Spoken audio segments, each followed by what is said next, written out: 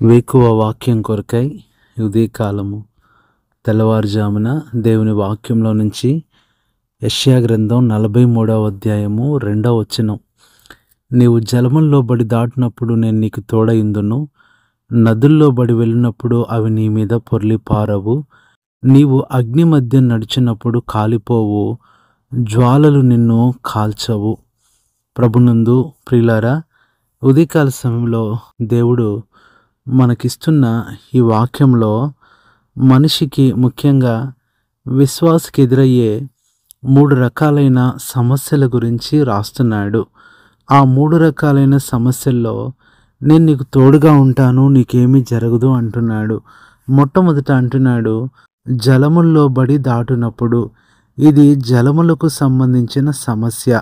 రెండవది చూసినప్పుడు నదుల్లో బడి వెళ్ళినప్పుడు అంటున్నాడు, ఇది నదులు అనే సమస్య. మూడవది చూస్తే అగ్ని గుండా నడిచినప్పుడు అంటున్నాడు, ఇది అగ్ని అనే సమస్య. ఇక్కడ మొట్టమొదటిగా జలముల గుండా దాటి వెళ్ళినప్పుడు నీతో ఉంటాను అంటే, జలాలు అనేవి మీరు అప్పుల్లో మునిగిపోతున్నట్లు లేదా ఆరోగ్య సమస్యలు ఉన్నప్పుడు అలాంటి పరిస్థితులను సూచిస్తాయి. అలాంటి సమయాల్లో దేవుడు ఉంటాను అని వాగ్దానం చేస్తున్నాడు. అలాగే రెండవది, నదుల్లో దాటినప్పుడు అవి ముంచివేయవు అంటే, నదులు మరింత శక్తివంతమైన లేదా ప్రమాదకరమైన పరిస్థితులను సూచిస్తున్నాయి. అవి మిమ్మల్ని ఏమాత్రము కూడా ఏమి చేయవని అర్థం. మూడవది, అగ్ని గుండా నడిచినప్పుడు నీవు కాలిపోవు అంటున్నాడు. అగ్ని తీవ్రమైన పరీక్షలు, బాధలు లేదా తీర్పును సూచిస్తున్నాయి. కానీ వాటి ద్వారా మీరు నాశనం కాకుండా రక్షించబడతారని దేవుడు ధైర్యంగా చెప్తున్నాడు. ఉదాహరణకి చెప్పాలంటే, దేవుని వాక్యంలో నుంచి ఈ 3 అనుభవాలు కూడా నెరవేర్చబడిన సందర్భాలు మనం చూడవచ్చు. మొట్టమొదటిగా మనం చూసినట్లయితే, మరి జలముల్లో బడి దాటినప్పుడు అది నీకేం కాదు అంటున్నాడు. నిజంగానే మనం చూస్తే ఆదికాండం 7వ అధ్యాయము 18వ వచనంలో, జలములు భూమి మీద ప్రచండముగా ప్రబలాయి, విస్తరించి ఓడ నీళ్ళ మీద నడిచింది. కానీ దేవుడు ఆ జలముల్లో దాటుతున్నప్పుడు ఎలాంటి ఇబ్బంది లేకుండా నోవాహును ఆయన కుటుంబాన్ని కాపాడుతూ వచ్చాడు. కాబట్టి ఈ దినాన ప్రియ సహోదరుడా, సమస్యలనే జలాలు, శోధనలనే జలాలు, అనారోగ్యాలనే జలాలు నీ మీదకు వస్తున్నాయేమో. దేవుడు నీ కొరకు ముందుగానే రక్షణ అనే ఓడను సిద్ధపరుస్తూ వచ్చాడు. ఎన్ని జలాలు వచ్చినా నీ జీవితపు ఓడను అవి ముంచివేయలేవు. నీ కుటుంబం అనే ఓడను అవి ఏమీ చేయలేవు. నీ విశ్వాసం అనే ఓడను అవి ఏమాత్రమూ తాకలేవు. రెండవదిగా మనం చూసినట్లయితే, నదుల మార్గమున నడిచినప్పుడు అవి నిన్ను ముంచివేయవంటున్నాడు. నిర్గమాకాండం 14వ అధ్యాయము 22వ వచనంలో, ఇశ్రాయేలీయులు ఎర్ర సముద్రం దాటుతూ ఉన్నప్పుడు నీళ్లు విభజింపబడ్డాయి.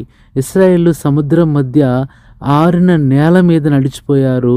ఆ నీళ్లు వారి కుడి ఎడమ ప్రక్కల వారికి గోడవలే ఉన్నాయి.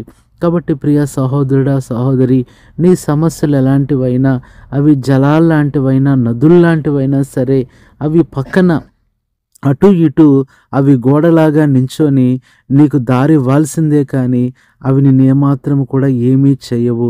నిన్ను భయపెట్టే నదుల్లాంటి పరిస్థితులు, నదుల్లాంటి శత్రువులు, నదుల్లాంటి శోధనలు, అనారోగ్యాలు నిన్ను ముంచేస్తానని, నిన్ను ఏదో చేస్తానని చెప్పి ఎన్ని రకాలు గద్దించినప్పటికీ కూడా దేవుడు నీతో ఉన్నప్పుడు నువ్వు నడుస్తూ ఉండగా అవేమీ చేయలేక చేతులెత్తి గోడల వలె నిలబడి ఉంటాయి తప్ప ఇంకేమి చేయలేవు.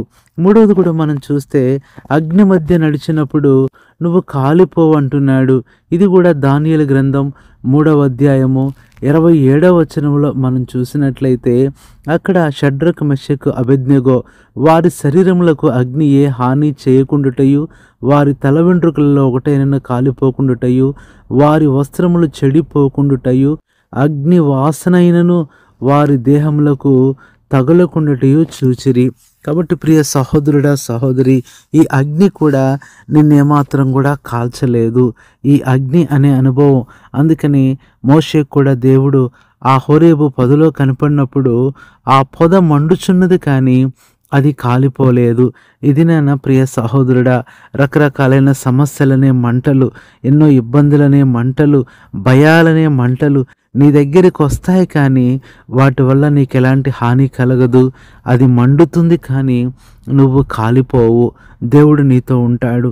కాబట్టి ఈ 3 అనుభవాలను బట్టి ఉదయకాల సమయంలో నీతో దేవుడు మాట్లాడుతున్నాడు. దేవుడు నీతో ఉన్నాడు కాబట్టి నీకు ఎలాంటి దిగులు లేదు. అన్ని కష్టాల నుంచి, సమస్యల నుంచి, శోధనల నుంచి నేను తప్పిస్తాను అని వాగ్దానం చేస్తున్నాడు. దేవుడు ఎప్పుడు కూడా నిన్ను ఒంటరిగా వదిలేయడు. నీతో పాటు ఉంటాడు, నీతో పాటు నడుస్తాడు. కాబట్టి ఉదయకాలం ఈ వాగ్దానం ఎంత ఓదార్పు, ఎంత బలాన్ని, ఎంత ఆశను నీలో కలిగిస్తుంది. నీ జీవిత కష్ట సమయాల్లో దేవుని సన్నిధిపై నమ్మకం ఉంచు, విశ్వాసం ఉంచు. దేవుడు తప్పనిసరిగా నిన్ను కూడా ఈ జలములు అనే సమస్య నుంచి, నదులనే సమస్య నుంచి, అగ్ని అనే సమస్య నుంచి విడిపించి నీకు నెమ్మదిస్తాడు, నీకు సంతోషమిస్తాడు. ఎలాగా జలముల గుండా వెళ్తూ ఉన్నప్పుడు ఆ ఓడవలే నిన్ను తేలిక చేశాడో నీ జీవితాన్ని కూడా దేవుడు తప్పనిసరిగా తేలిక చేస్తాడు. ఆ జలములు ఎంత ప్రవాహంగా రేగినప్పుడు కూడా ఆ ఓడ పైకి వెళ్తుందే కానీ జలాలు కిందకి వెళ్ళిపోతున్నాయి. నీ సమస్యలు నీ మీద ఎంత రేగినా వాటి పైన నువ్వు ఉంటావు, కానీ అవి నిన్ను ముంచలేవు. అలాగే రెండవది కూడా మనం చూసాము, ఆ జలములు నదుల మార్గంలో వెళ్ళినప్పుడు అవన్నీ గోడ పక్కన ఉంటాయి. అవి నీ శత్రువులను, సమస్యలను ముంచటానికే కానీ నిన్నేం చేయటానికి కాదు. అంత మాత్రమే కాదు, అగ్ని అనే అనుభవంలో షడ్రక్, మెషక్, అబేద్నెగో వాళ్ళకేం కాలేదు, కానీ వాళ్ళని విసిరేసిన వాళ్ళు ఎంతగానో భయంకరంగా వారు కాలిపోయి బూడిదైపోయారు. నీ జీవితంలో కూడా నీకు నువ్వు భయపెట్టే సమస్యలు, శత్రువులు, శోధనలు నిన్ను విసిరివేయవచ్చు, కానీ ప్రియ సహోదరుడా అవి వారిని కాలుస్తాయి కానీ నిన్ను కాల్చవు.